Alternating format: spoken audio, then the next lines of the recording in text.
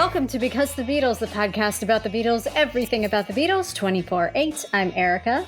And I'm Allison, and before we start, be sure to subscribe on Apple Podcasts, Spotify, or wherever you listen. And if you're enjoying BC the Beatles, feel free to leave us a preferably 5-star review so other Beatlemaniacs can find us. Also, don't forget to follow us on Facebook, Instagram, and Twitter. We'll be posting videos, photos, and more from this episode and beyond. And you can also email us at bcthebeatles@gmail.com. Hello. Hello. It's finally here. It is a blessed day today, isn't it? It is. Oh, happy day. The new Revolver release is out. I know. It feels like yesterday we were just talking about the new Let It Be release, and now here we are at Revolver. We've regressed a few years. Regressed, but at the same time advanced so much technologically, sonically. This is true. We would not have Revolver if it hadn't been for all the advancements of last year and all the technology that came out of that thanks to Peter Jackson. So, yay. I'm so excited to dig into this. It's been such a joy to explore the Super Deluxe box set. It's unreal.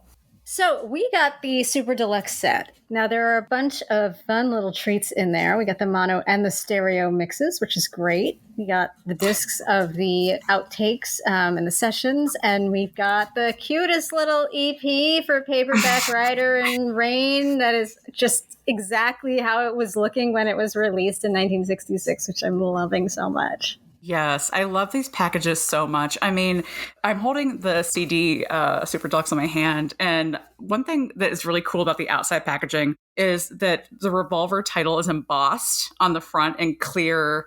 I don't know if it's like a 3D printer thingy, but that's very technological, guys, really. But it's embossed in the front, and you wouldn't even notice it until the light hits the cover, and then there it is with the Parlophone logo, which I think is so cool. And then the same thing goes for the book, that has the embossing of the hair in white on white. So it's sort of like a little Easter egg. Until light hits it, you wouldn't even know it was there. So the CD also comes with a little folio, and it has, the little discs inside of it. You've got 3 on one side and 2 on the other. And we'll obviously get a breakdown what's on the discs, but it's such a cute little package. I love it so much. Yeah, I mean, all this stuff comes out on Spotify and Apple Music and Amazon, all those things today, too. But there's a lot of value to be gotten in these box sets. I think they do a really good job with making it a keepsake, making it something that you won't just buy and put on your shelf and never look at again. The book that comes with the box set is incredible. Yes, we will dig into that for sure. Like Erica just said, we have the mono and stereo mixes. Obviously, the stereo mixes are newly remixed by Giles Martin. And the mono is the original mono, which is kind of the way the Beatles intended Revolver to be heard, because mono was the most popular format in 1966. Stereo was beginning to emerge, but a lot of people just had a record player with one speaker. And so the book points out there's a lot of differences between the monaural and the binaural, so try to say that 5 times fast, mixes beyond just the fact that it's made for one speaker versus 2 speakers. So Got to Get You Into My Life in the mono lasts longer, has an extra set of trumpets and saxes in the mono. I'm Only Sleeping has extra guitars. So it's really worth taking a listen to both of those discs. It's very cool that we have those. That's funny that there are extra guitars. George had been skeptical about the idea of stereo. I think he said something like, why would you want to buy 2 speakers? Oh, yeah, he did. I mean, ever the economist, George. Right. That makes total sense. And I think it might have actually been George, too, who I think in the books calls it a stereo mix. It's kind of like being a little bit naked because you've got all the parts exposed and you can hear them so much better in the right and the left channels as opposed to just right in front of you with the mono. I wonder how he'd feel about this. I think that's exactly what this new mix does very well. Isolating and highlighting different parts throughout. So he would feel extremely naked if he had been able to hear this mix. He would, but I think he'd be really pleased because I think, as we'll talk about, like the depth of the recordings are so pristine in these remixes. And this is something we've talked about too with Giles's remixes in the past sets. But I feel like the instruments and the arrangements are so well highlighted that George's guitar really shines on a lot of these. Obviously, we'll talk about his sitar on Love You Too. It's phenomenal what new technology can do. What an amazing George album this really is, all the way through. Absolutely. We talked a little bit about the genesis of Revolver in our preview special, which we'll link in the show notes if you missed it. And we'll talk a little bit about it in a few minutes. But One of the things about Revolver was Paul and John were sort of like, okay, we do need to churn out like a 14-track album, but maybe this time we'll actually lean on George a little bit more because the record company just wanted all originals. And they were like, we do write for a living, but, maybe we don't want to do 14 tracks. So, George, what do you have? And that's why we have such brilliant George tracks. And George is like sitting over here. He's like, I've got 40 songs, bitches. He's like, wait till you hear All Things Must Pass, okay? Right? Building my triple album as we speak. I love it. Yeah, so good. I think the George songs on this are phenomenal. They really are some of my favorites, actually. The book itself has a couple of forwards and intros by Paul and Giles and Questlove. It's always nice to start off one of these with a word from Paul. I did like Giles's. He had a great quote in his forward. This is music, after all, and to be honest, I never want anyone to hear the mixes. I just want everyone to enjoy the songs that remain as fresh and vibrant as the day they were recorded. Music doesn't get old, we just get old around it, which is sad, but true. I can totally hear Giles saying that. Yeah, exactly. As we've talked about in our previous episodes, we were so lucky and we got to go to Revolver listening sessions in New York and LA with Giles for a full playback of the album, plus some of the outtakes. So we'll be referencing that, I'm sure, throughout this episode. Yeah, that was an incredible way to hear it for the first time. Unreal, totally unreal. I was so excited to read Questlove's essay. I'd heard about it. And I sort of knew the gist of it, which is he sort of became a later in life Beatles fan. He speaks to something that's super relatable, I think, for a lot of people who are latter generation fans, which is I knew the Beatles, of course, but that was sort of not part of my zeitgeist because I was into other things, or I was into my parents' music, or it was uncool, or whatever it was. So he talks about how he first resisted it growing up. And I loved him talking in the essay about how the Capitol logo was the thing that turned him off. And he said it reeked of old people. It's ridiculous. I love it. It's so funny.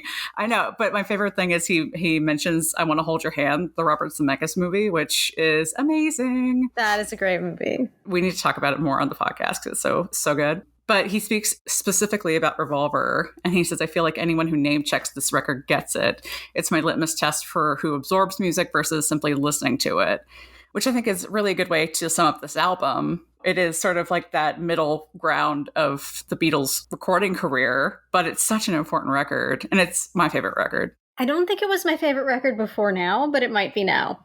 Ooh, interesting. I really like the way you can feel the transition from early Beatles to later stage Beatles.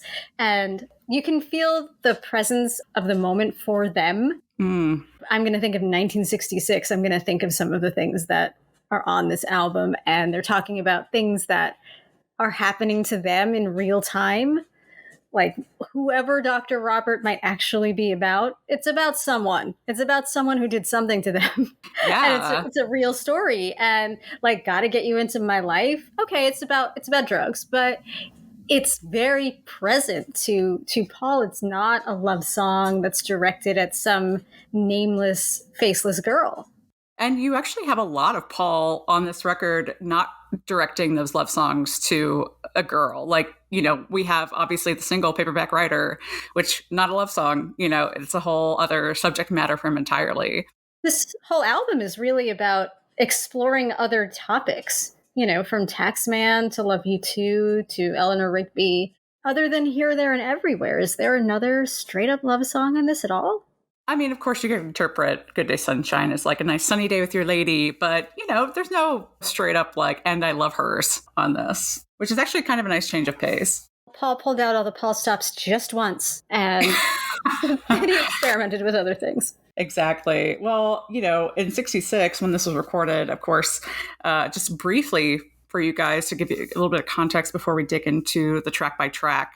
The Beatles, when they came off their tour in late 65, were supposed to film another movie. Movie got canceled, thankfully, for them, because it sort of gave them a nice big break. The biggest break they'd gotten since they started really rolling on the Beatlemania train. And so that allowed them time to explore their interests. George got further into the Indian music and the sitar and went to see Ravi Shankar and all of these things. And John picked up the Tibetan Book of the Dead and was totally immersed in that world. Paul was still composing, and Ringo was actually enjoying time being with his family. So they sort of had a break, a mental break, a physical break. That allowed them to create this album. And literally, the recording for Revolver stopped hours before they got on the plane to embark on their 66 world tour. Thankfully, they had a little bit of a breather, else we probably wouldn't have Revolver. Yeah, not only a breather for them to record, but like you said, to explore some of their new interests. Like this is when Paul was really getting into avant-garde and the art scene, and probably things like tape loops may not have been on his mind nearly as much, or backwards recordings, things like that, if he hadn't had time to explore. Absolutely. And that's something that another one of the essays, and this is when we get into Kevin Howlett's portion of the program, and his notes are always fantastic. I'm so happy he's back doing notes for this edition again. I really enjoy in his notes how he takes a lot of information from contemporaneous interviews, because I always feel like, I of course want to hear Paul and Ringo's recollections now, but by pulling so much from 66 and around the time of Revolver's creation and release, it gives so much more of a real picture of what was actually going on in the Beatles world. Oh, I totally agree. I still think the best Beatles book out there is Love Me Do, The Beatles' Progress from 1964. Oh, yeah. Which we talked about very early on in the podcast. You can find that episode. But yeah, so Kevin talks about how Revolver got its genesis, and he writes a beautiful essay, The Road to Revolver, right before he gets into the track by track. So for those of us who are more technologically minded, I am not. Full disclosure, I don't understand a lot about the technical aspects of recording. But if you do, you'll find a lot of joy in the track by track intro, because they go very deep into it. Something I think I knew, but it refreshed in my brain, was that one of the things the Beatles really wanted to try to do with this record was to go to Memphis and record at Stax, which would have been amazing. I've been to the Stax Museum a couple of times, and I think there is a little panel in the museum that talks about how, I don't know if this actually happened, I don't know if there's proof of it, but apparently Brian went to Stax to kind of scope it out and meet with Jim Stewart, who was one of the co-founders of Stax, and talk about how the Beatles could come there record. And they kind of tried to go there to record when they played Memphis, but it just didn't work out financially. I think nobody could agree on a money amount, and it was just too much like craziness. But Paul, and even in the book, the Revolver book, talks a lot about how they love Steve Cropper, one of the house band members at Stax, and how they wanted him to produce them, which would have been unreal. They were kind of inspired because the Stones had recorded Aftermath at RCA in Hollywood, and the Stones recorded there quite a lot. I think they recorded Satisfaction there and a lot of other big tracks, but that gave Paul especially the idea, like, oh, maybe we should go somewhere else to record. I don't know if EMI really has the technological capabilities for us to kind of expand out of our wheelhouse. Instead of going elsewhere, because they really didn't have an option, they utilized new technology. They brought in some new techniques to their home base. So they used ADT, which is artificial double tracking. So they didn't have to actually sing it twice. They could sort of manipulate it to have that effect anyway. They used regular double tracking. One of the most famous things they used on Revolver is on the last track, Tomorrow Never Knows, where they fed John's vocal through a rotating Leslie speaker. They'd used that before for guitar effects, but never vocals before. And then a Fairchild 616 limiter, which is like a compressor, I believe. Again, not technological. I did Google it so I could see it. But it enhanced the instruments and the vocal sound. And then Jeff Emmerich, who was the engineer on this album, who was really instrumental, haha, pun intended, in sort of getting these new effects up and running and inventing them in some cases. He was quoted as saying, to try and record John's voice without the Fairchild, you're battling to record what you knew you could get out of that vocal. That's interesting. Which is fascinating, right? Because I'm like, I think of the pinnacle of John vocals is like Twist and Shout, right? Where he's just screaming. So I'm like, okay, well, what was actually wrong with John's vocals, you know? I wonder if that was influenced by John's opinion of his own vocals, because, you know, he didn't like his own voice and he wanted to do anything he could to run his voice through other things. Maybe he did a better job when he was recording and he knew that some kind of enhancement was going to happen. That totally could be it too. So another thing in the book that I loved was an article called The Cover, which was written by Klaus Forman. And at this point in Klaus's career, he was working as a graphic designer and art director in London. And the Beatles had asked him to design the Revolver cover. This is partially a text essay, but the highlight of it is that he included a graphic novel about the making of the Revolver cover, which Klaus wrote and drew from his 2016 book called Birth of an Icon Revolver. And that's currently out of print. So it's a new way to see this really fun story of how the cover was made. And you're seeing Klaus's interpretations of all of the Beatles, Klaus himself, Mal's in it, Brian's in it, George Martin's in it, all in like graphic novel comic format, which is amazing. And it tells the story of the band inviting Klaus to the studio to hear Revolver for the first time, and then asking him to do the cover, but really having no ideas for what it was that they wanted. They didn't even have a name yet. They didn't know what to do. Then there's a scene in the graphic novel where you see like Klaus at home racking his brain trying to figure out what to do, and he hits upon the idea of using the Beatles' hair as inspiration for what he was going to draw, which I loved because the Beatle haircut came about from the Beatles' initial interactions with Astrid and Klaus in Hamburg because they had this similar haircut. It's full circle. Yeah, I know, it's crazy. He also tells a story, which I remember from when this book came out, that he was having a lot of trouble capturing George. So rather than drawing George's eyes and mouth, he actually cut them out of a picture of George and put them in because it's kind of like a paste collage cover. So he could do that and still be true to the art. That's George's real eyes and real mouth. Okay, can I just say, on the note of George's eyes, so when I was at the event with Giles here in LA, they had the cover of Revolver blown up super big in the front of the room, and we were in the front row. And during the playback of the album, I was just staring at George the whole time and getting a little freaked out. I was just like, we've all looked at the cover of Revolver a million bajillion times, but I'm like, just something about staring at a huge version of it, just right at George. I was like, oh my God, Klaus, what are you melting my mind with this? What is going on? It's an incredible cover. Obviously, Klaus is an icon in both art and music, but it's like, holy shit, George's eyes are going to like bore a hole into my soul. It's totally one of those things where if you put it up and you walk around, it looks like George is the one who's following you with his eyes. Yes, absolutely.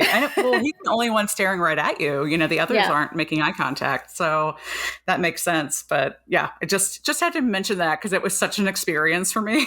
And I still think about it. And especially now having the Super Deluxe and holding it right now and looking at George, it's like, oh my God. It's a crazy effect. And he did it so well that you can't really tell that those are real until you know that they're real. And then you look at them compared to the others that are clearly drawings. And it's so freaky. Yeah, it's really freaky. Yeah, it is.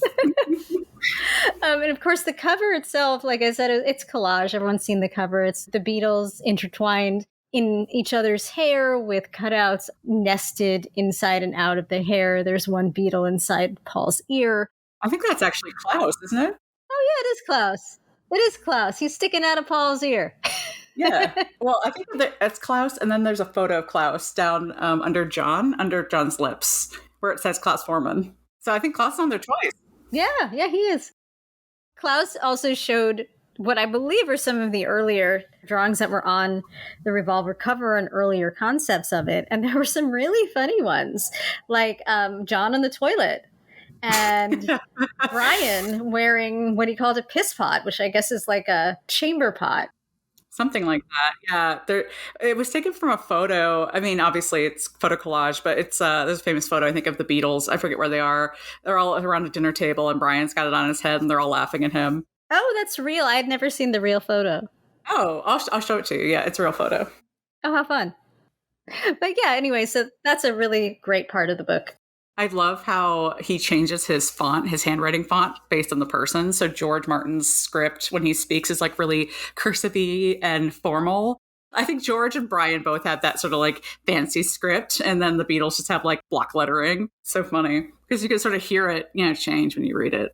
Something else I also really liked in these boxes, and if you have the LP set or the CD set, there'll be the session sleeves, and those have the original sort of concept art for Revolver from Robert Freeman, who was involved obviously in Rubber Soul and Beatles for Sale and the earlier Beatles covers. And so that was sort of came about, but ultimately the Beatles chose Klaus's cover. But I really enjoy them. They're kind of like spiralized photographs of the Beatles that would look really nice framed.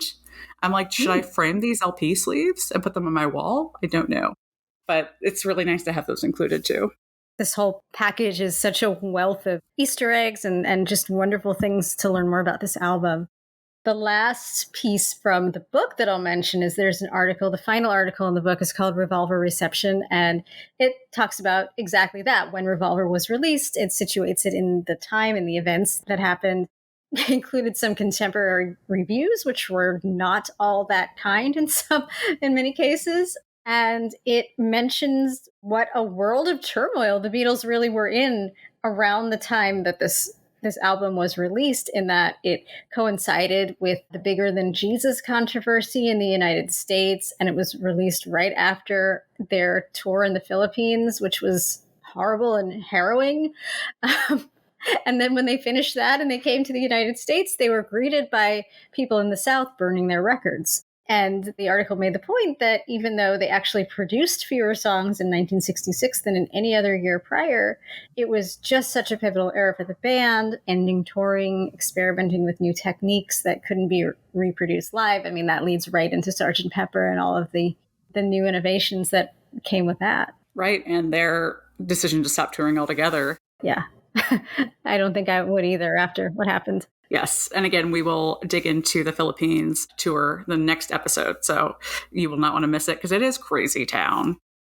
So let's get into these track by tracks. So we're going to talk about the stereo remixes, and we're going to talk about the outtakes as well, track by track, as we said. So let's start off with Taxman, which was the first single from the Super Deluxe. So that's a banging way to start the album. Yeah, that's a good way. Good thing.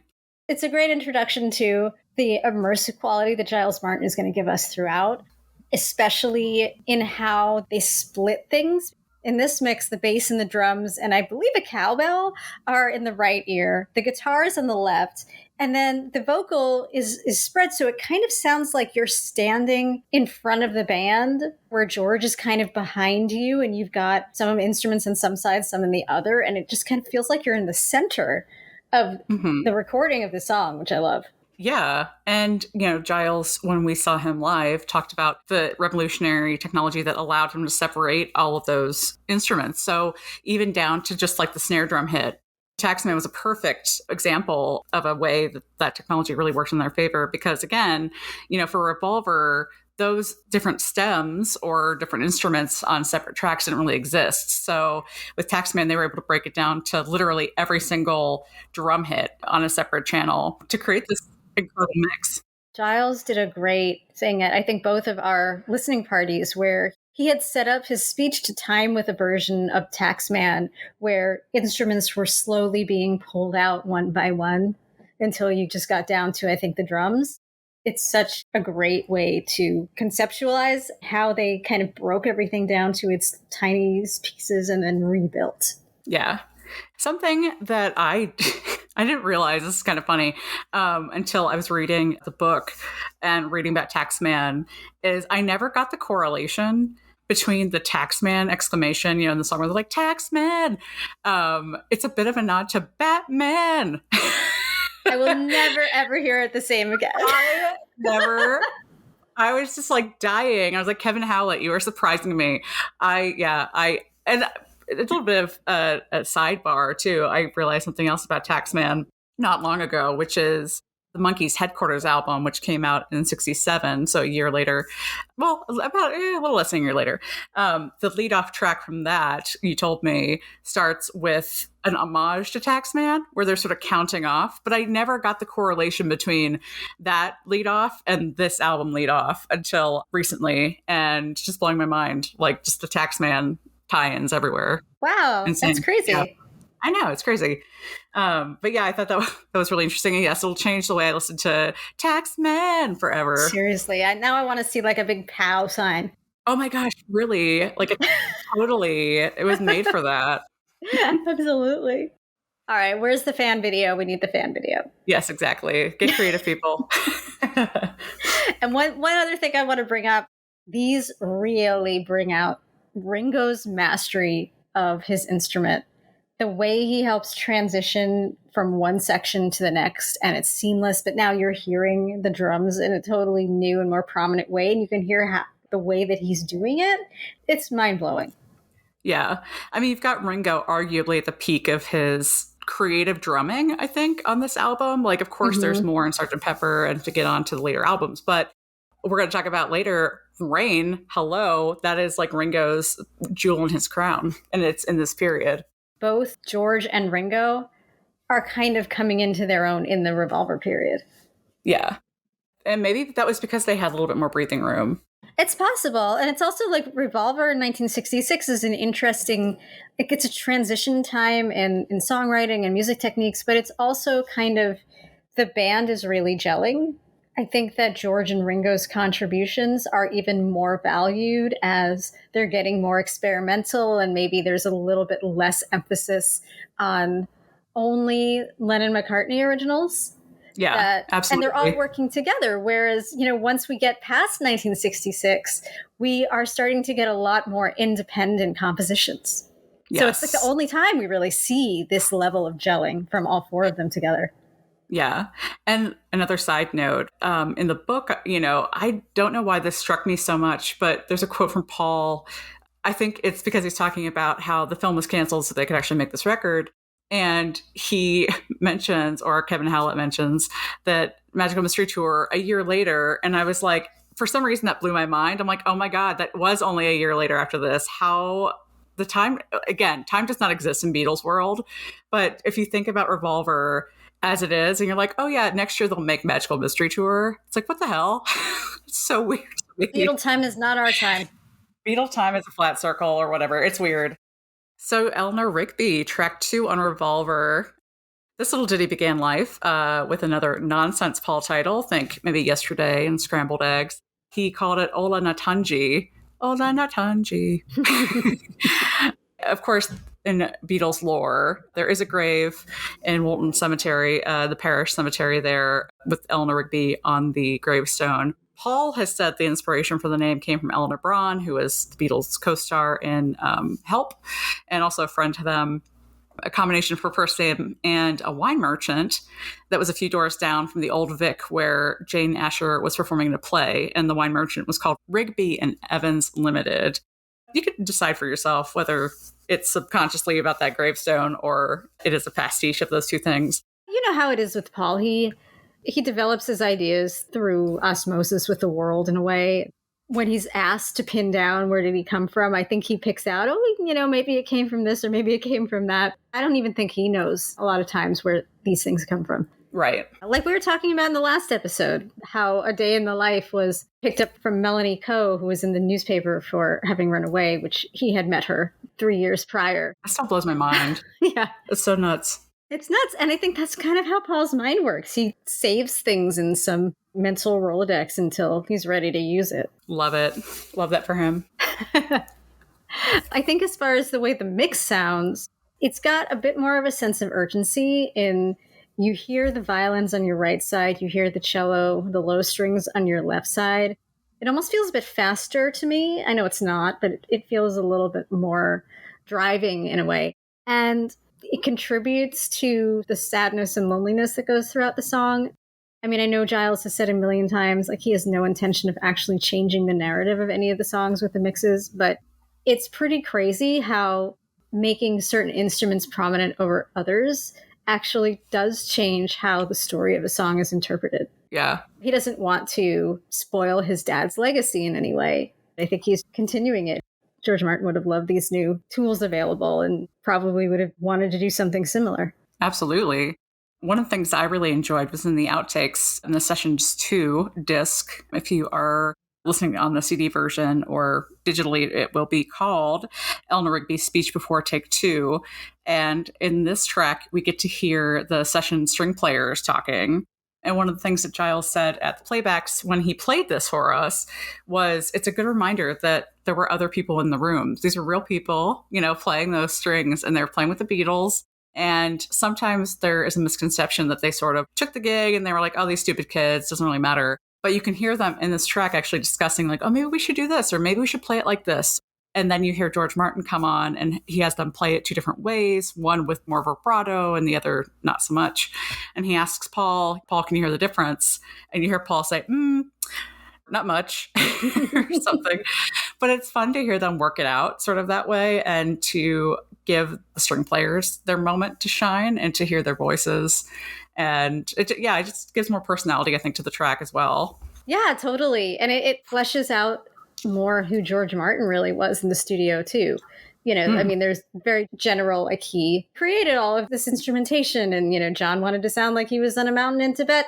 George made it happen. But he actually took these steps to make it happen. He auditioned string players. He hired them. He had all of these discussions. He transcribed the music. He worked out exactly like the minute differences in sound that because he was a classically trained musician could hear, maybe Paul couldn't hear, but probably did make a difference to the overall tone. Like all of these little things, George Martin made these songs what they were. Totally. And one thing that I thought was really interesting about the book, because you do think of George Martin, right, as this like classical guy who did all these arrangements and could write the music the Beatles could tell him about, but they didn't know how to write themselves. But George Martin really had a background too in novelty records. Mm-hmm. And so the book talks a lot about how he was kind of his element when it came to like the sound effects of like Yellow Submarine or some of the backwards tape loops or these off the wall effects, because he'd kind of done that before with these records he'd produced prior to the Beatles. I'm sure he had a great time with that because he probably didn't do too much of it after his time with the novelty records. Oh, for sure. Yeah, so it's like another side to George Martin that we don't often get to see. It highlights, and some of this is probably the same with Brian too, that you had some of these guys that were looked at as maybe the adults in the room. They were a little bit older, whatever. But in order to hang with the Beatles, you kind of had to be the right kind of weird. And yeah, totally. Stuff like this just shows that George Martin was the right kind of weird to produce this stuff with total focus, total seriousness, and total curiosity about how to create these new sounds, and with a sense of humor too. Exactly. With Tomorrow Never Knows, and I'm getting a little bit ahead of where we are in the album, but the Beatles played a little bit of like a preview. I don't know if it was a fully fleshed out demo from John or what it was, but they sort of described it and played a little bit of it for George at Brian's house when they were talking about the new album and what would be on it. And instead of being like, oh, that's crazy, like that sounds dumb or you're insane, John, his reaction was sort of like, that's interesting, John. Like, no, I didn't put him down, didn't say like, I don't know about this, boys. It was sort of like, it's interesting. For whatever he was actually judging, there's probably always a part of his brain that was like, how can I do it? How can I make it? Yeah, absolutely. I'm sure it was a fun challenge. For sure. Onto a song with a very different tone, I'm Only Sleeping. So this is relatable content. Song. Very much so. Maureen Cleave, the famous journalist who captured John's bigger than Jesus quote, called John, quote unquote, probably the laziest person in England in 1966, which is a title that I frankly aspire to. I love it. It's so good. I love it. So Paul talks about when he would arrive at John's house in Weybridge for writing sessions. It'd be about midday and John would still be asleep. And so this song was sort of born out of that, of John waking up when Paul got there and begrudgingly getting out of bed. I wonder if it was first composed with a sense of snark toward Paul, like, oh yeah, I gotta write a song. I'm gonna write a song about how you wake me up. I can see that. I love the song. I think that the mix itself, it's not too altered, but I think it brings out the little bits like George's backwards guitar solo, which is always a focal point of the song in the middle eight, but the presence of it under John's verses is more prominent now, so you can hear it more connecting all the way through the song, which I love. I never knew this, I'm sure a lot of other people did, but I never caught that there's a literal yawn at 2 minutes in this song. Like, I've been listening to this song my whole life, and I never heard it before I started listening to this mix. That's so funny. I did know it was there, but it's kind of moved up in the mix, which I like because it's one of those fun little, sound effect tidbits. But of course, you've got to have, if you have a song about sleeping, you got to be on, right? Of course. Yeah. So the outtakes for this one, the rehearsal fragment for this is great. I believe one of the outtakes has the famous opening from the anthology, which is, I'm only sleeping, take one, or whatever it is, which is always nice to hear because it brings back anthology memories. And the take 5 track, the take 5 of I'm Only Sleeping, is really fun. It's more rhythmic. It's got a great groove. Yeah, it's a joy. But I mean, I'm Only Sleeping has a great groove anyway. So it's a good one on this. Yeah. Mm-hmm. Next up, we're taking a turn into Love You Too. Love You Too, working title Granny Smith, as you do, which was named after Jeff Emmerich's favorite variety of apple. So there's a little piece of trivia you probably didn't know about Jeff Emmerich. Make a great pie. Oh, no, pie. The tabla player on this was named Anil Bhagwat, and he was a university student referred to George through the Asian Music Circle. Again, like really cool little supplementary player on this. We have a few of those throughout the album. Yeah, I love it that he's using musicians who were born and raised in these traditions. Yeah. This is one of the songs where the mix enhances it so much. So much. Like you close your eyes, you feel like you're in some kind of religious ceremony. You can almost smell the incense that would be wafting through the air as you're sitting there. When you hear the opening, which really sounds to me like a musician tuning his instrument, you really feel like the guy is sitting right next to you. Definitely. I think one of the cool things that is actually on the outtake, I believe it's the unnumbered rehearsal of Love You Too. It has George playing sitar, but he's actually singing the accompanying part that would go along with that. To hear George sort of sing that part over his own playing is really cool. It kind of shows how it was in his head existing already before they did a master take of it. That's one of the best things about the box set, too. You can just compare the recorded version to all of the different ways that they were experimenting with the songs. Yeah, I mean, speaking of experimenting, we have take 7 here of Love You Too, which has a very strange harmony from Paul. It's very interesting. I'm very glad that did not end up on the final. It's kind of dissonant, which kind of works if you think about the tradition of the musical style. But I think it was a good move to ditch it. Yeah, there's a few places like that remind me of the part in Get Back where they're working on I've Got a Feeling. And Paul is doing something weird with the harmonies and George is just like, no. It never made it. That could have been born out of this. I could see George like, you're not going to put that harmony on my track. Totally. Yeah. And I got to shout out to the take 1, which kind of sounds like a demo from George, but it is very cool. It kind of has the guitar part he plays in the what I'm going to call the demo, but it's take 1, is a little bit like Me, Mr. Mustard. And I don't know why. It could just be that it's the same sort of chord he's strumming. That happens a couple of times on this box, which I'll mention when we get there. But I almost wanted to start singing along with it. Me, Mr. Mustard.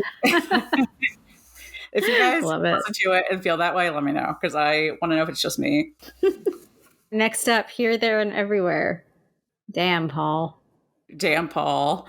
Yeah, of course, this is the one that Paul has always said is his very favorite of all his songs. George Martin has also said this is his favorite Paul song. And Paul's always said it's supposed to be a Beach Boys song, but you never know it. Of course, he was inspired by God Only Knows from Pet Sounds. He'd gotten a preview of Pet Sounds earlier than it was released and sort of was super inspired by that. And I thought it was funny. In the book, he talks about how he tried to sing it like Marianne Faithfull, which after he says that, I could totally hear him trying to mimic her a little bit. It works. It does, yeah. I mean, she has such a distinctive sort of style in the way she sings that I could see him imitating that. He also said that John liked this one, which was a big deal. Paul said John was not one to praise. We were playing the album, and I remember him saying, I like this one. That was like enough. That was high praise coming from John. High praise. That's great. Yeah, and I thought it was interesting that this is the next to last song to be recorded for the album. The last song, we'll get there, is She Said, but this was kind of later in the process. It's a great song. It's one of those where again, the being in the room feeling really works, especially that there's background harmony. There's kind of a slow drums. You can really picture them singing this live on stage. You can visualize John and George sharing a mic for the harmony. And this is one, too, speaking of the harmony, where the mix brings out just how perfectly well matched their vocals were for the harmonies, which is hard to do.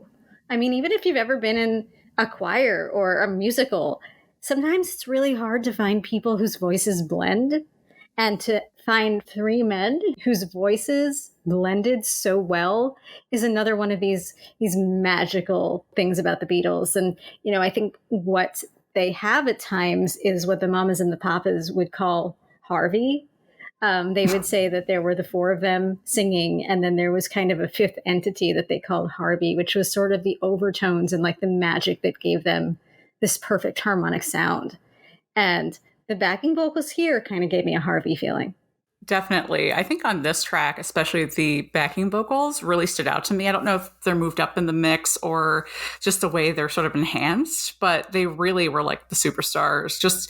And it's hard, I think, to make just basic oohs and ahs sort of stand out in that way, but it really adds a lot to this particular remix.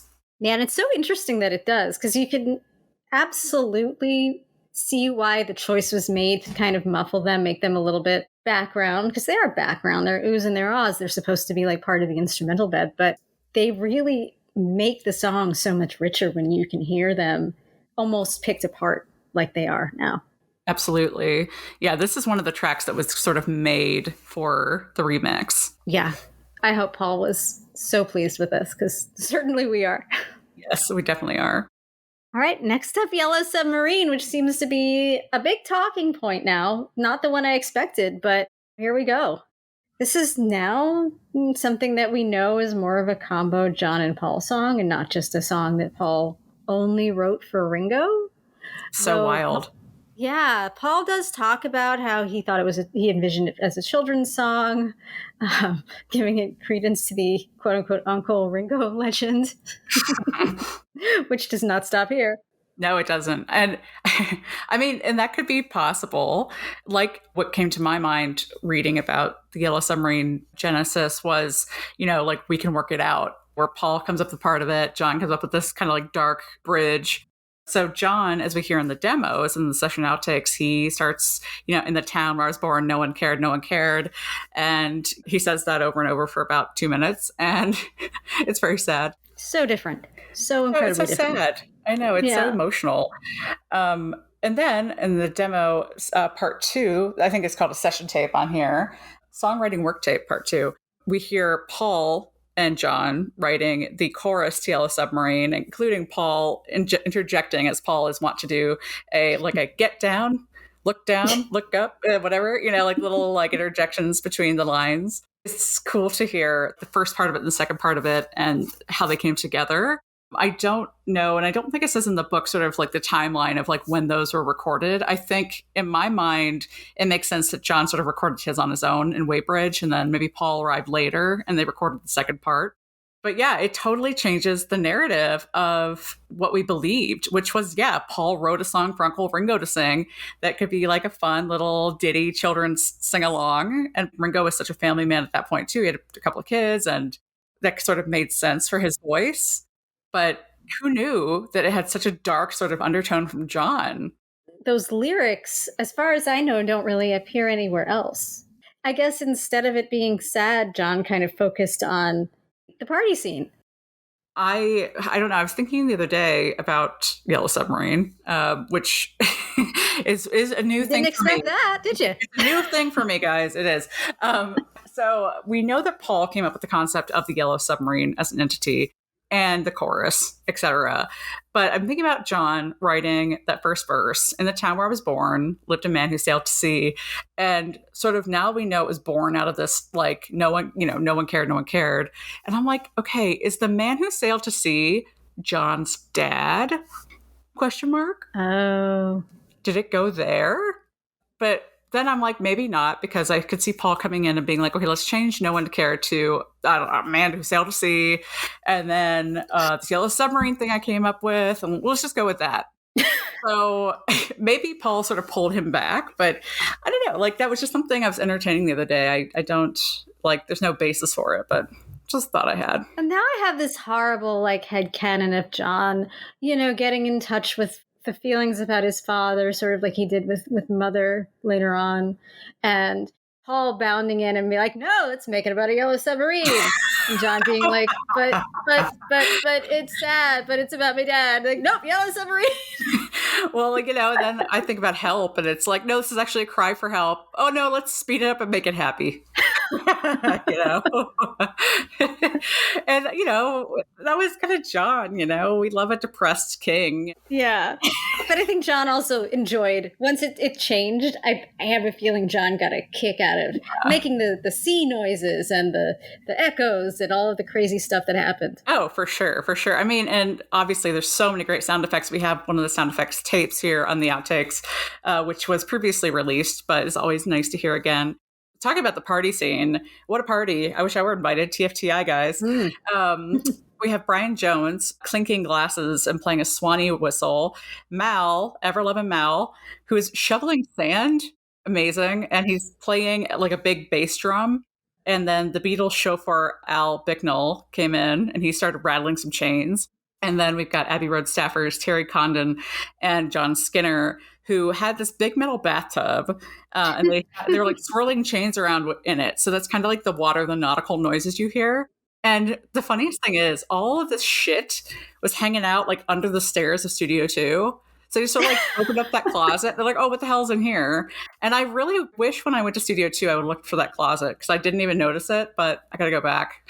Oh my God. I wonder what's in that closet these days. Seriously. And so for the other party goers in this song, we have Marian Faithfull, who we just talked about, Patty Boyd Harrison, and we have good old Neil Aspinall, Jeff Emmerich, and George Martin. So wild time. Reiterating my stance that you needed to be a certain kind of weird to hang with the Beatles, and this crowd made it happen. Yeah. And this is one of the spots where, again, that really benefits from the new mix. The different sound effects and voices and seascape type things that are happening are really coming out more. And you can hear how complicated it actually was. And it's so much more than a children's song in that way. Yeah. It was cool to hear it at the playback too, because the different voices sort of were all around you and you really felt like you were in the middle of a party. Yeah. And you can hear just how much fun they were having. Oh, totally. So ending side 1 of Revolver with She Said, She Said. So the inspiration for this one was apparently an incident where they tripped with Peter Fonda at the rented house in LA.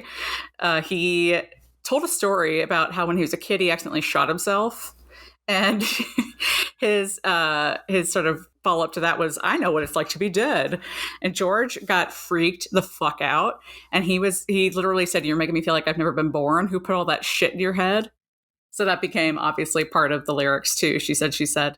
And in the outtakes, you'll hear John when he does a little demo of She Said, She Said, and he'll say a couple of different lines that are in the actual song, but he'll say, who put all that crap in your head? It's like, ooh, there's a swear, kind of a swear on this song, John. You can't have that. Obviously, that was changed in the final version. The guitar part comes out really interesting here. It's kind of more staccato. You can hear... It's very pronounced, yeah. Yeah, you can really hear the thought that was put into it. That's kind of a theme in this album and many of the other remixes. You just hear the artistry so much more prominently. Right. And as we flip the record over, a nice palette cleanser from the very dark She Said, She Said, we have Good Day Sunshine. Always been one of my favorite Paul songs, and that's Saying Something. Such a great song. So good. And I love to throw out this fact because it was inspired by one of my other favorite bands, Love and Spoonful and Daydream, which I don't really hear Daydream other than like the bright, sunny sort of subject matter. But then again, Daydream was inspired by Baby Love by the Supremes, which can't really hear that either. And I don't hear God Only Knows in Here, There, and Everywhere, but apparently it was inspired by, so... Yeah, exactly. I mean, the inspiration sort of takes many forms, doesn't it? Yeah, well, it's good when you're inspired by something and it's totally different, because otherwise you're inspired by something and you get sued. Yeah, sorry, George, what? George and John. George is not the only Beatle who did that. When did John get sued? Here Comes Old Flat Top was from Chuck Berry's Oh, song. yeah, Chuck Berry. That's right. Yeah, Chuck Berry should have. Well, Chuck Berry also tried to sue the Beach Boys too, which I mean, kind of. But of course, everybody's nicking everything from everybody else. Yeah, this is just a little bit too close at this point. There's also a great quote in the book from my numero uno male singer-songwriter fave rave of all time, John Sebastian, who says that the Beatles, to speak to your point, Erica, what you just said is, the Beatles were so good at ripping you off, you had no idea until like years later, because he didn't realize this was inspired by Daydream until Paul, I think, told him in the 80s. And he's like, oh, I wrote that because of Daydream. And John was like, what? I had no idea. That's amazing. So good. But then again, it's the same thing with Paul. Like, well, I mean, maybe he got it from there. Maybe Blackbird was written about the civil rights movement. Maybe it was written based on a Bach tune he and George used to play. Maybe it's a confluence, which is one of Paul's favorite words. But however the song came about, it's fantastic. It's one of the songs that does so well with creating a mood and a tone that directly relates to the lyrics. And in this mix, they do something which actually I think Giles did this in Two of Us on Let It Be, in that the piano kind of starts small and it starts on the right a little bit back, and then it builds up into full stereo. And by the time the vocals come in, the song is kind of bursting like the sun. And the piano in there, you kind of hear the beat of taking a walk in the sunshine. You can hear the feet slapping on the ground with the piano. And he really evokes a feeling with the way that he's playing. He's kind of banging down on the keys. And I thought George Martin's piano solo really shone in this. Giles did his dad proud. Yes, he did. It sounded a lot like the piano to me in Rocky Raccoon. It probably was actually the same. Yeah, it's a little vaudevillian, know. It's a little old-timey piano sound. Which I'm sure Paul loved, Yes. And Paul's dad also loved when he heard it. Yes, Jim McCartney, big fan. Yeah. Now, I don't know if you heard this, but something has sounded very abrupt at the very end of the song. And it's in all the originals too, but it's just brighter here. Yes, I noticed that you had called this out, and I went and listened to it. I listened to it in the 2009 mixes too, and you're right, it's there, but it's a little bit faded, but for some reason it is brought out. So I don't know. If you guys go and listen, it's about 158 right in the song, and it sounds like, I don't know, a tape gets cut off or something, and it's in the stereo mix, it's in the right channel. Yeah, it's weird. Giles has said over and over they never did anything to the originals. Like, they didn't cut things out that maybe were mistakes. They didn't do anything like that. So whatever was there was there. That was definitely there before. I can't tell if it was an error, like a tape error, or if they abruptly pulled back all of the other things that surrounded the harmonies to kind of emphasize the harmony in the original mix. But it just really stuck out to me as, what is this? Yeah, and it's one of those things where after I sort of listened for it, I've heard it, we've heard it all our lives in these, but you don't necessarily ever pay attention to them. But yeah, I'm sure like his intention was to preserve it and its lovely little quirkiness for being there. When I went looking for it, I could hear it. And now we come to your favorite song of all time, I think. My favorite Beatles song. Yay. Yes, it is.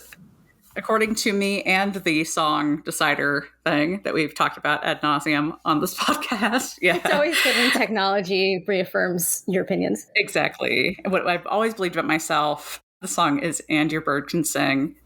The original title to this, very John, again, we love a depressed king, is You Don't Get Me. Makes sense. Yeah. But he hated the song. He called it another horror, which I hate for him because I love this song. I love it. I love everything about it. I love the jangly birds like guitars. I love the lyrics. I love everything. So John just could not recognize his own genius on this one. John is just categorically wrong here. It's not another horror. Yeah. It's great. It's joyous. You've got those harmonies. You've got great contributions from everybody. And, one of my favorite things from the outtakes was the outtake that we all heard in the anthology, but it's Paul and John probably stoned out of their minds doing a take of this song and just giggling. It was so fun, just making stuff up. Yeah, in the book, Paul talks about exactly that, how much fun they were having just making it up, kind of like just playing off each other, all of that. And I know that there are some people, I've heard some grousing about the giggling track being included in this, but I think that is bull, you know what? Because ridiculous. I think this is so much fun. That's always been my favorite cuts from the anthology too, was the giggling track. So it's nice to have, I think this is extended from what was on the Oh, it's much anthology. longer. Yeah, it's not just exactly the same thing. And this is exactly what I want from a box set like this. So I'm happy it's here. Yeah, because otherwise you remember it and you have to go hunting for it. I want to hear. I want to hear because I'm going to think about it because I know it. Yeah. I'm like, oh yeah, that take, you know.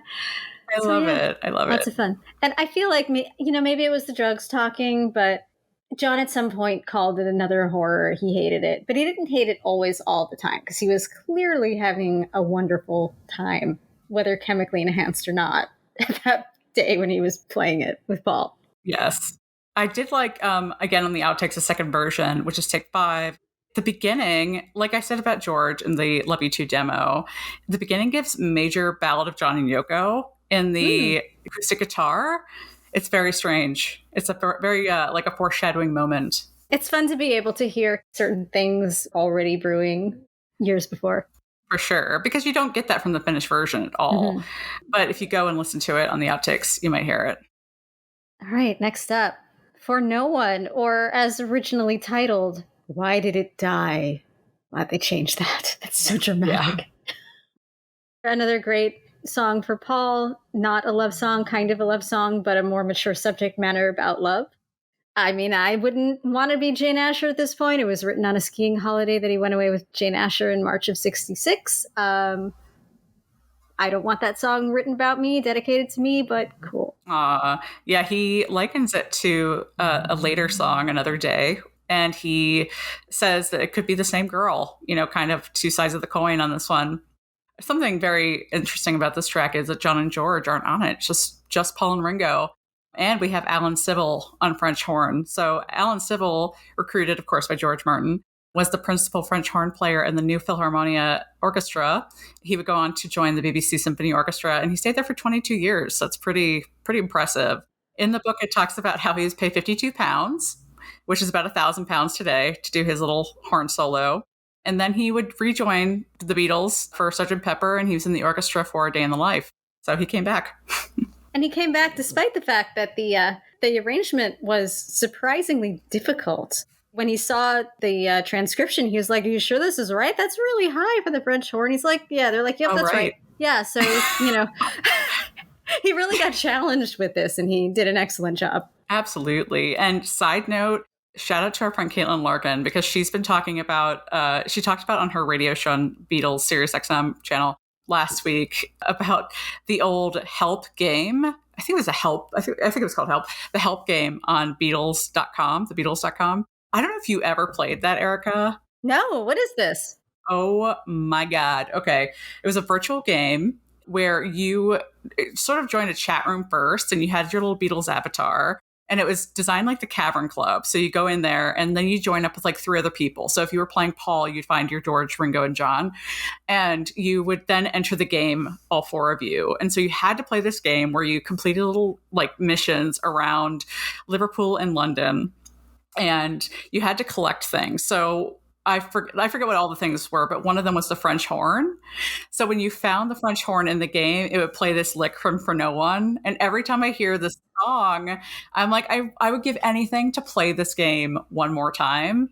And I was talking to Caitlin about it a little bit. We were just reminiscing so hardcore. And I'm sure there was maybe some point where we were both in this game together. I would love to think that we played together at some point before we knew each other. Wow, I wonder if there are like at least some bits and pieces on the Wayback Machine. There is a YouTube video where you can watch the game. Aww. So we'll drop that in our show notes. It's so nostalgic, but it was so much fun. I would love if Apple would bring that back. It was so much fun. This is probably like 10 or 12 years ago, maybe longer. Yeah, I think it was around the time the Beatles 1 came out. So that was almost 20 years ago. So maybe it's that old, but it was so much fun. But anyway, so that's all that to say that when I hear the French horn solo and For No One, that's where my mind goes, back to that game. That's amazing. I want to play that game. We should post the video of what the game looked like. We will. Yeah. I'll definitely link it in the show notes and we'll share it on our socials. But yeah, the song, I think, again, the orchestration combined with the mix emphasized kind of the plotting nature of the storyline, how kind of depressing it is to be in this situation. Mm. And bringing out the bass notes and the piano and the drums coming out really for the first time. Hello. Yeah. When I saw Giles, he mentioned he'd never realized there were drums on this track. And until he said that, I sort of never gave it a thought. But I'm like, yeah, I didn't either. So it's nice to hear them and nice to hear the percussion really shine on this. Yeah, it makes a huge difference in setting the tone and the mood. Yeah, it's good balance, really. Next is Dr. Robert.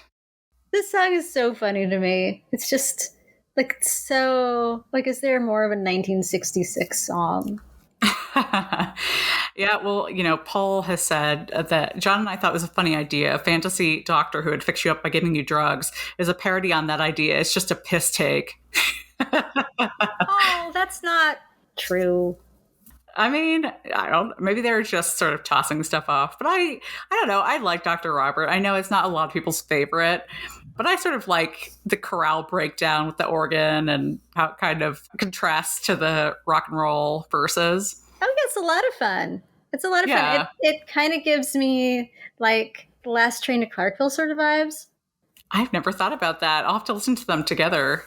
Yeah, I mean, maybe it's more now, too, because George's guitar is much more of a highlight. They balance it differently this time. Yeah. And in take 7 in the outtakes, the tempo kind of changes in the chorale and it sort of keeps it moving. It's like more of a groove. And there's a bit of a beat to it, too, which is really fun. It's cool to like just hear a little bit of a different take on it. And there's only one take of Dr. Robert on the outtakes discs, but it's a good one. Now we're back to George, another George song, I want to tell you. The word that I would use for this is unsettling. And I noticed this, and I said this on our episode where we talked about the listening party, but there's something about the way they brought out the bass and the dissonant guitar.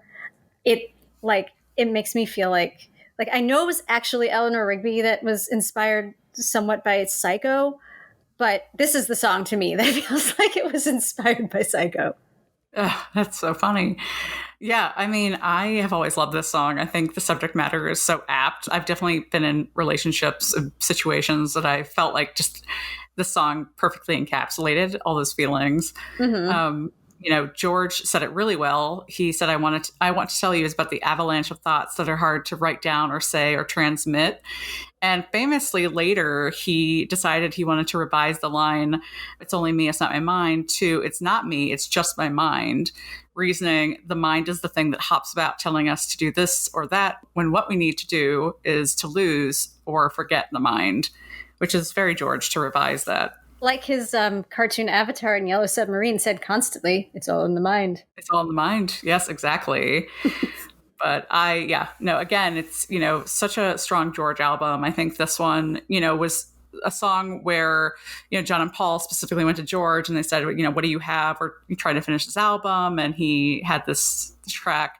On the outtakes, there's some studio chatter for one of the I Want to Tell You tracks where they're trying to figure out the title.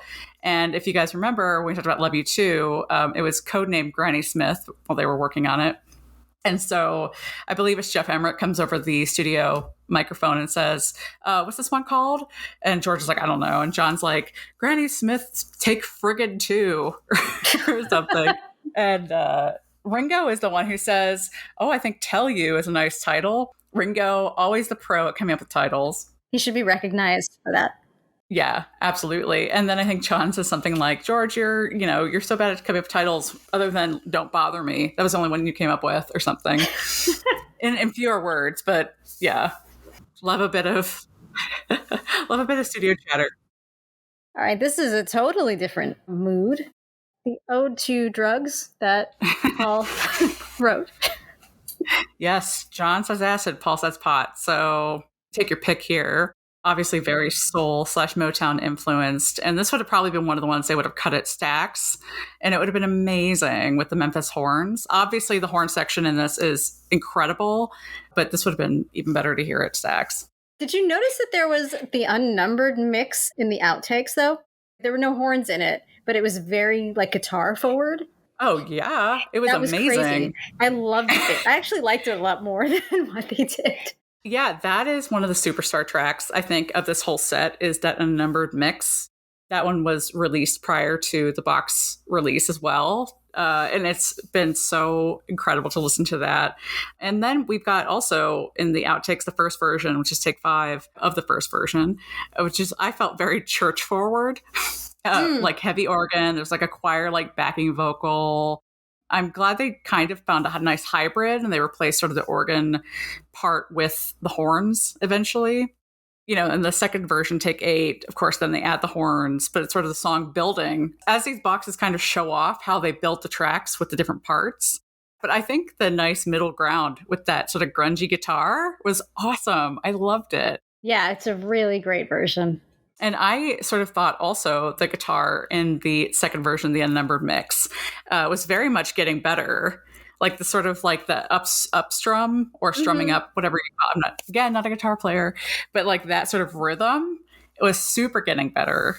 Oh, totally. Yeah. Yeah, I heard shades of Revolution in it too. There was a really interesting remix effect around 33 seconds and elsewhere as it repeats. The higher part of the drums comes in on the right ear and the lower part then switches to the left ear. I'm wondering if things like this are how these songs that we've heard our whole lives actually do feel new, in that you can't listen to this as background noise. Like, you can't put it on and do your laundry and just totally forget about it, because something happens that changes, that kind of brings you back to being present with the music, like something that you hadn't heard before, or something that pings your ear, a different ear, or pings it in a different place, and, you know, kind of makes you pay attention again. And I think that part of the amazing feat that Giles has undertaken with this, part of the success has been that they have found a way to make songs that we have heard our whole lives sound new and make us pay attention. And those kind of things are the kind of things that really make me pay attention. Yeah. And particularly in this set, we're not getting, the Blu-ray disc, which we usually would, and we got in Let It Be and past releases. So this is kind of a way to really make it more of an immersive experience. Erica, you talked about how in Taxman, how it sounds like George is sort of standing behind you, and like that spatial relationship of all the instruments. And I think even in the stereo mix, you get that, which is really cool for those of us who don't have the capability to listen to a Dolby Atmos mix. Yeah, I mean, my observations are not from the listening party. They're just listening to it in normal over-the-ear headphones. Yeah, totally. Which is great, because I wasn't even sure that they could accomplish making it sound similar to the Atmos mix in the stereo version for all of us who don't have that setup. Right, totally. And now we wrap up the album with Tomorrow Never Knows. The last song in the album, but the first song that was to be recorded for the album. This was interesting in that it felt so immersive, but at my listening party, at least, somebody had asked a question of Giles about this song, and he had said that this was the one that they had to touch the least. Oh, interesting. Yeah. Yeah, I could see that because it has so much going on. I was very taken in the outtakes, has take 1, and already the Leslie speaker effect is there. We talked about how John's voice for the first time was being fed into a Leslie rotating speaker. That's how we get that sort of sound where it sounds like his voice is going around and around. And that Tibetan monk on a hill, the Dalai Lama high on a hill sound that John really wanted, and how Jeff Emmerich sort of created that for John to have that sort of sound he wanted. And the title for Tomorrow Never Knows was originally Mark 1, which is what it's marked on the tape boxes you'll see in the book. There's a beautiful, beautiful array of tape boxes in the book. But they eventually changed it to another one of Ringo's malapropisms, just like A Hard Day's Night, and Ringo's lovely Eight Arms to Hold You was one of his. And obviously, it was heavily influenced by Timothy Leary and John picking up the book, The Psychedelic Experience, a manual based on the Tibetan Book of the Dead. Lines are taken exactly from it. And again, I still loved that when John approached George Martin with the song, George wasn't like, no, sounds dumb. It was sort of like, yes, we'll figure it out. Interesting. Very interesting, John. Yeah, I love that guy. Yeah, I know. And Paul was talking to Enemy, and this is in the Road to Revolver essay, but I just love this quote. He said, "We did it because I, for one, am sick of doing sounds that people can claim to have heard before. We played it to the Stones and the Who, and they visibly sat up and were interested. We also played it to Scylla, who just laughed." I love the idea. I wish I could have been a fly on the wall when they played Tomorrow Never Knows for Cilla Black. And she just laughed at it. It's great. I know. That is too funny. I love her. So now we come to the last two songs that I think we're going to highlight today. The Paperback Writer and Rain, that was released as a single, but that is included as part of the Revolver box set in its own, as we talked about before, very adorable EP. That's a remake of the original design. Yes, and we have both the stereo and the mono mixes in these sets, and they're fabulous. So let's start with Paperback Writer. So, of course, this was the lead-off non-album single. It was the first Beatles single to not go number one right away in its first week of release, although it did the next week and knocked Frank Sinatra off the charts. It was inspired by Paul's Aunt Millie, and she asked him why he always had to write love songs. Why didn't he write songs about other things, like just life things? And so he got the idea for this sort of as he was going out to John's house in Weybridge. And by the time he was there, it was sort of finished, and then John helped him polish it. That's so interesting because we were just talking about how there's only one really traditional love song in the whole album. I wonder if that comment from his Auntie Millie kind of stuck in his mind for a while and he was doing what he could to branch out. I could see that. I could see that being a little bit of a challenge for Paul. Like, let me see if I can not write a bunch of like traditional love songs. This was probably the first time one of Paul's story songs made it onto an album. And that's one of the tactics that he used in songwriting to this day, really. Yeah, he does. He creates these little vignettes. I would say that For No One is probably a vignette. Lots of little stories, lots of little characters in these. And one of the things that really stands out to me, it's always stood out to me in Paperback Writer, is Paul's bass playing. Obviously, Paul's fucking amazing bass player. He was really one of the first rock and roll bassists to make it sort of a melodic instrument. And something that is really prominent in these remixes, going back to even Sgt. Pepper in 2017, is that the bass and the drums are really superstars, and people make jokes and they say, oh, I wonder why. Who has to approve these recordings? It's Paul and Ringo. However, in the book, in Kevin Hallett's essay, I found it really interesting because he talks about how the Beatles always wanted more bass on their tracks. And maybe it was Paul leading the charge, but it was kind of a group thing. They just wanted them to sound heavier. But they were bound by quote unquote practical reasons from the EMI engineers because they were afraid that on just a regular record player in any old home that the stylus would skip if the bass was too heavy. So, and they called these kangaroo records. So, these kangaroo records. So, if it's true, it kind of makes sense why now, because of the technology, they could, enhance the bass and drums. But obviously, after 66 into the 70s, 80s, whenever vinyl was the mainstream media of choice, records got heavier, but because they figured it out. So after 66, the Beatles did kind of figure out how to make a heavier bass sound, thanks to technology called ATOC, trying to make this sound very technological. I stole this right from Kevin Hallett's essay, which stands for Automatic Transient Overload Control. And so that sort of made the grooves a little bit wider and it gave them a little bit more of a burst so they wouldn't, the stylus wouldn't skip as much. So that was why you have a little bit of a heavier bass going into the Beatles' later recordings. But maybe it didn't accomplish exactly everything they wanted. So it makes sense why there's a heavier rhythm sound on these. And I will say I noticed just how heavy these vinyl records were, like in weight. Oh, yeah. Like they're very heavy, so they can withstand the power of the bass now. Yeah, that's the thing. You've got your 180 grams now, which is such a nice, hefty little record.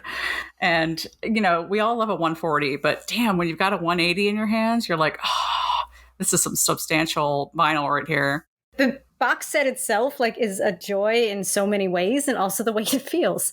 Yeah, totally. It's got some heft to it. And we're finishing up with the B-side of that single, which is another amazing song. So let's talk about Rain. This is one of Ringo's best songs, top songs, one of the songs that were always cited as Ringo is really one of the greatest drummers in the world, and here's an example.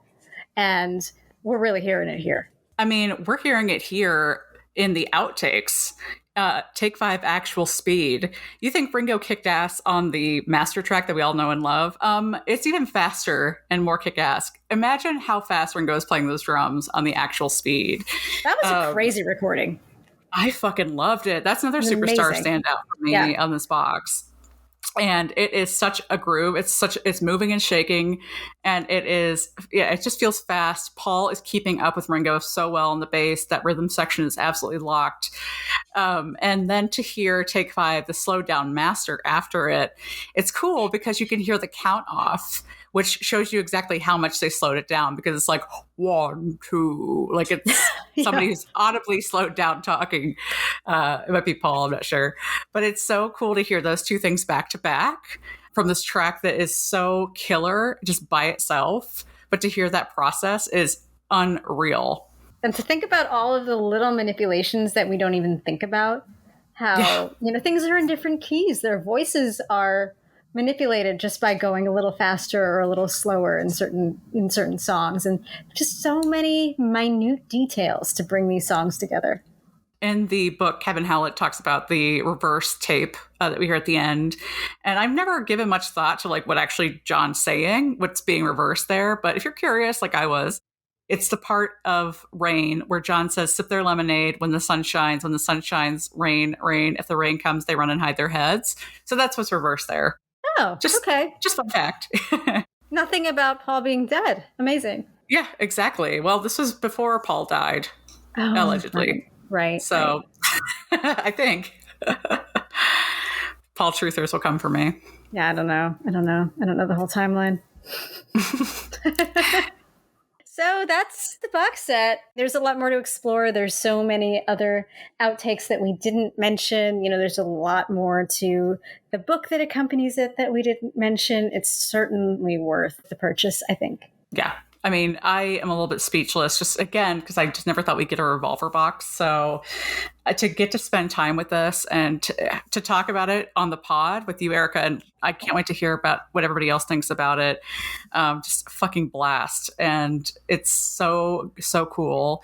The remixes sound so good, and the outtakes are fantastic. So all the way around, this is a home run for me. Yeah, we're getting the Beatles as, like you said, we never thought we would get. We get the Beatles at what I think is this amazing transitional period where they're so cohesive. And now we're getting the Giles Martin treatment because of these advancements in technology. And so we're hearing it sharper and cleaner and more, as they played it than ever before. So if you guys pick it up, please let us know what you think. We'll be posting and, tweet at us, reply to our posts, or email us, or whatever. We want to hear your thoughts on the box and what your favorite tracks are, what kind of the outtakes you like, all the good stuff. Yeah, we want to keep talking about this. Yes, it is Revolver season, guys. This is not just a day, it's a whole season. It is. And thank you guys so much for listening to Because the Beatles. As always, subscribe on Apple Podcasts, wherever you're listening right now. And please give us a rating and review so other Beatlemaniacs can find us. And follow us on Facebook, Instagram, and Twitter. We'll be posting videos, photos, and more from this episode and beyond. And remember, you can always email us your thoughts, especially about Revolver, to bcthebeatles@gmail.com. See you next time. Bye. Bye.